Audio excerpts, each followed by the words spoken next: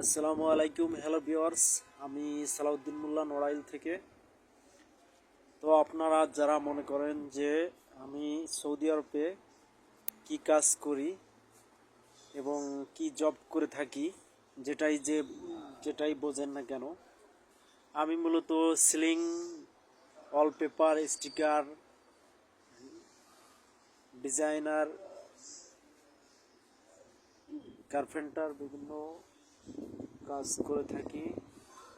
তো আমি মাঝে মাঝে নিজে কাজ ধরি, এখান থেকে অফিস থেকে কাজ ধরে এখান থেকে বাইরে যেয়ে নিজের সাথে লোক নিয়ে কাজ করি, প্লাস কাজ করাই।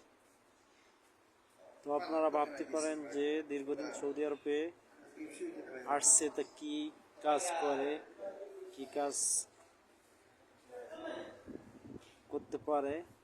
আমি মূলত 6 মাস হেল্পারি করছি আল্লাহ রহমতে। বাকি কয়েক বছরই আমি হেল্পারি আর করিনি। আমি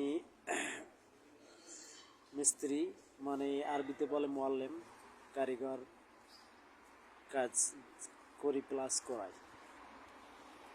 তো ওকে, আল্লাহ হাফেজ। আপনারা সবাই ভালো থাকবেন, সুস্থ থাকবেন।